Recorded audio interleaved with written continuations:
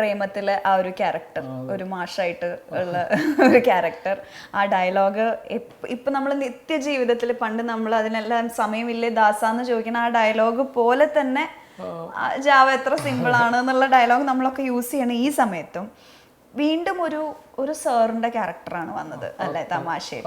അപ്പോ അതില് കൺഫ്യൂഷൻ ഉണ്ടായോ, ഞാൻ അതന്നെ ചെയ്യണോ എന്നുള്ള? കൺഫ്യൂഷൻ ഉണ്ടായില്ല. കാര്യം എന്താണെന്ന് വെച്ച് കഴിഞ്ഞാല് ഞാൻ നേരത്തെ പറഞ്ഞ പോലെ ഞാൻ ഭയങ്കര അഡ്മയർ ചെയ്യുന്ന സിനിമാ പ്രവർത്തകരാണ് ഇവര് 4 പേരും.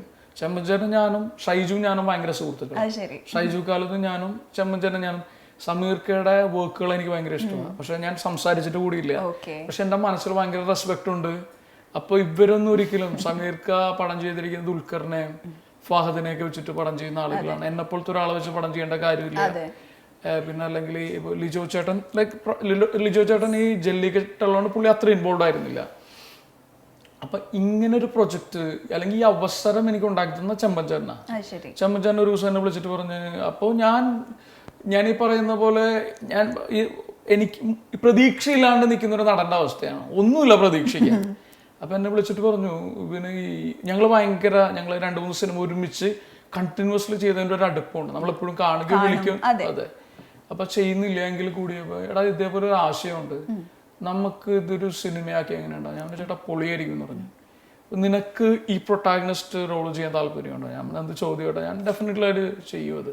ഞാൻ പറഞ്ഞത് പക്ഷെ നമുക്കതിന് ഒരു സ്ട്രോങ് ഗ്രൂപ്പ് വേണം. എപ്പോഴും അറിയാം, നല്ലൊരു തിരക്കഥ കിട്ടിയത് കൊണ്ടിട്ടോ അല്ലെങ്കിൽ നല്ലൊരു വേഷം കിട്ടിയത് കൊണ്ടിട്ടോ സിനിമ നന്നാവില്ല. അപ്പൊ ചേട്ടൻ അങ്ങനെ ഒരു ടീം എന്ന് വരുന്നു, അങ്ങനെ ഇന്നൊരു ഡയറക്ടർ വരുന്നു, അന്ന് മാത്രമേ നമ്മൾ ഈ പടം ചെയ്യുള്ളൂ. അതിന് മാസങ്ങൾ കഴിഞ്ഞു. ഒരു ദിവസം എന്നെ വിളിച്ചിട്ട് പറഞ്ഞാ അഷ്റഫ് ഹംസ നമ്മുടെ സുഹൃത്താണ്.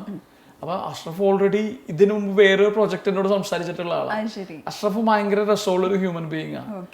നമ്മൾ എപ്പോഴും സിനിമയിലായാലും നാടകത്തിലായാലും അല്ലെങ്കിൽ ഒരു ഗ്രൂപ്പിന്റെ ഒപ്പം അസോസിയേറ്റ് ചെയ്യുമ്പോൾ ഞാൻ ആദ്യം നോക്കുന്നത് ഇതിന്റെ മെയിൻ പ്ലേയേഴ്സ് ഉണ്ടല്ലോ, ഇവരുടെ സ്വഭാവം കൂടി ഞാൻ നോക്കും. അതായത് ഞാൻ ഓരോ സമയത്തിന് മൂല്യം കൽപ്പിക്കുന്ന ആളാണ്. നമ്മളിപ്പോൾ 1 മണിക്കൂർ സ്പെൻഡ് ചെയ്യുന്നു, അത് വേർത്തിയായിരിക്കണം ലൈഫിൽ. അപ്പോൾ അഷ്റഫ് എനിക്ക് ഭയങ്കര രസമുള്ള ഒരു ഹ്യൂമൻ ബീങ് ആയി തോന്നി. ഞാൻ അഷ്റഫ് നല്ല ചോയ്സ് ആട്ടാ. അപ്പോൾ പിന്നെ പറഞ്ഞു ഹാപ്പി അവേഴ്സ് എന്റർടൈൻമെന്റ്സ് പടം പ്രൊഡ്യൂസ് ചെയ്യും, സമീർ താഹിറും ഷൈജു ഖാലിദ്. അപ്പൊ തന്നെ എന്റെ കിളി പകുതി പോയി. ഇനി സുഡാനി കഴിഞ്ഞപ്പോൾ ഞാൻ ആലോചിച്ചിട്ടുണ്ട്, നേരത്തെ പറഞ്ഞ പോലെ സൗബിനെ സംബന്ധിച്ച് സൗബിന്റെ ജീവിതത്തിലെ കരിയർ ബ്രേക്ക് ആയിരുന്നു. ഞാൻ ആലോചിച്ചു, ദൈവമേ ഈ ഷൈജുവിനോട് പോയിട്ട് പറഞ്ഞാലോ, അല്ലെങ്കിൽ സമീർക്കൊക്കെ അടുത്തൊരു പടം നമ്മളെയൊക്കെ ലീഡ് റോൾ വെച്ചിട്ട്. അപ്പോഴും ഞാൻ വിചാരിക്കുന്നില്ല ഒരു സോളോ ലീഡ് ക്യാരക്ടർ. ഞാൻ 2-3 പേരുടെ കൂട്ടത്തിലെങ്കിലും ഷൈജുവിനെ കാണാം. ഷൈജു എന്നെ ഒരുപാട് ഹെൽപ്പ് ചെയ്തിട്ടുള്ള ആളാണ്. ഷൈജു ട്രാഫിക് ഒക്കെ ചെയ്ത് കഴിഞ്ഞിട്ട് ഈ ബാഷിക്കന്റെ ഗ്യാങ്ങിൽ അവരോടൊക്കെ പെട്ട് പറയും, വിനയ് ഫോട്ടോ എന്നുകൊണ്ട് ആക്ടർ ഉണ്ട്, അവന്റെ ആ ഷോറിയിൽ ഞാൻ തരാന്നൊക്കെ പറഞ്ഞിട്ട് ഞങ്ങൾ അടുത്തടുത്താണ് താമസിക്കുന്നത്. അപ്പൊ അതൊന്നും വർക്ക് ആയിട്ടില്ല.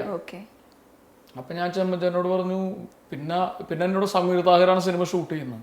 അപ്പൊ എൻ്റെ ഒരു 8-10 കിളിയോടെ പറഞ്ഞു. കാര്യം അതിലും നല്ലതൊന്നും എനിക്ക് അടുത്ത കാലത്ത് ഒരിക്കലും സംഭവിക്കാനില്ല. ഇതൊരു ഡ്രീം ടീമാണ്. പിന്നെ അടുത്ത മുമ്പിലുള്ള ചലഞ്ച് എന്താന്ന് വെച്ച് കഴിഞ്ഞാൽ, സർ ഇത് ഒരു കോളേജ് പ്രൊഫസർ അല്ലെങ്കിൽ പ്രേമത്തിലെ കോളേജ് പ്രൊഫസർ, പ്രേമം 4 വർഷത്തിന് ശേഷവും അതിനുശേഷം ഞാനിപ്പോൾ ഉറുമ്പുകൾ ഉറങ്ങാറില്ല, ഹെലോ നമസ്തേ, അതൊക്കെ ലീഡ് റോൾ ചെയ്തിട്ട് കമേഴ്ഷ്യൽ സക്സസ് ആയ സിനിമകളാണ്. 2-3 പടം ലീഡ് റോൾ ചെയ്തിട്ട് ഓടിയിട്ടുണ്ട്. ഒരാളും ആ പേരൊന്നും എടുത്ത് പറഞ്ഞിട്ടില്ല. ഇപ്പോഴും അവിടെ സ്ട്രക്കാണ് ഞാൻ പ്രേമത്തിൽ.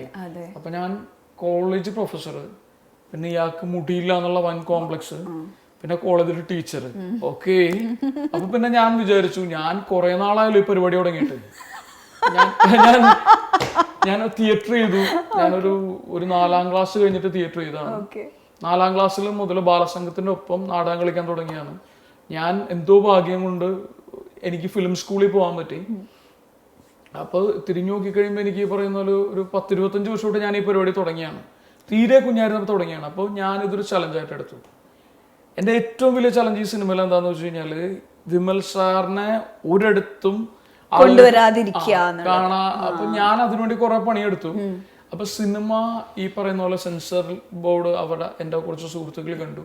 പിന്നെ സിനിമ ഇവരുടെ ഗ്രൂപ്പില് ഇവിടെ ഭയങ്കര ഒരു ട്രാൻസ്പെറന്റ് ആണ് ഇവരുടെ ഗ്രൂപ്പിന്റെ.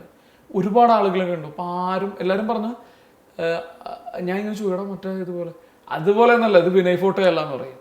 അതാണ് എന്നെ സംബന്ധിച്ച് ഏറ്റവും വലിയ കോംപ്ലിമെന്റ്. അപ്പൊ അത് ഞാനൊരു ചലഞ്ചായിട്ട് എടുത്തു. ചില എക്സ്റ്റെൻഡ് അത് ഞാൻ വിജയിച്ചു എന്നാണ് ഞാൻ വിശ്വസിക്കുന്നത്. ഇനി ആളുകൾ സിനിമ കണ്ട് അവർ തീരുമാനിക്കണം.